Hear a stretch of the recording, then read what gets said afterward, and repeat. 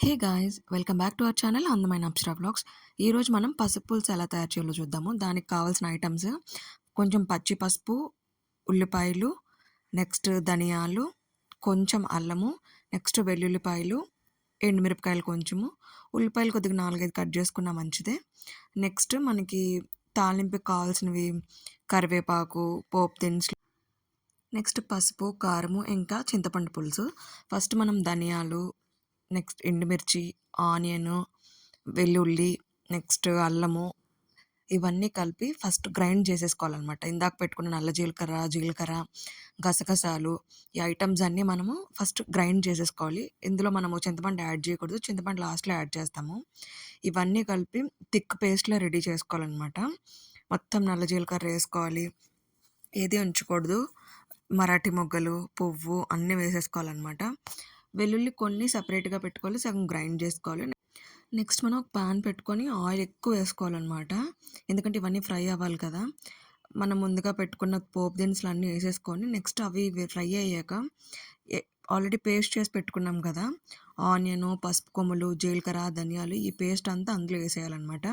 వేసేసి బాగా ఫ్రై చేసుకోవాలి. అడుగంటకూడదు. అడుగంటకుండా ఉండడానికి మనం ఏం చేయాలంటే సాల్ట్ వేయాలనమాట. రాళ్ళుప్పు వేస్తున్నాం ఇక్కడ. మనకది రుచికి సరిపోయినంత వేసుకోవాలి.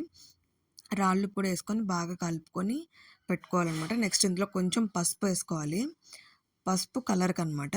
పసుపు కూడా వేగాక కారం వేసుకుంటాము.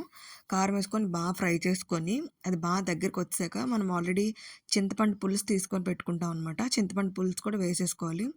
వేసుకొని బాగా కలుపుకొని మనం ఏం చేయాలంటే మూత పెట్టేయాలనమాట. అది బాగా ఉడుకుతది.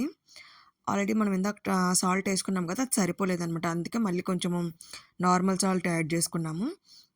నెక్స్ట్ ఇప్పుడు ఏం చేయాలంటే బాగా కొత్తుమని ఇలాగా సెగలొచ్చినప్పటికి సిమ్‌లో పెట్టేసుకొని మూత పెట్టేసుకోవాలి. కాసేపటికి ఇలా ఆయిల్ తేలుతుందనమాట. ఆయిల్ తేలితే మనకి ఇది రెడీ అయిపోయినట్టే పసుపు పులుసు. మనము ఈ పండగకి స్వీట్స్ అన్నీ బాగా తినుంటాం కదా! కఫ్‌మది చేసేస్తూ ఉంటది.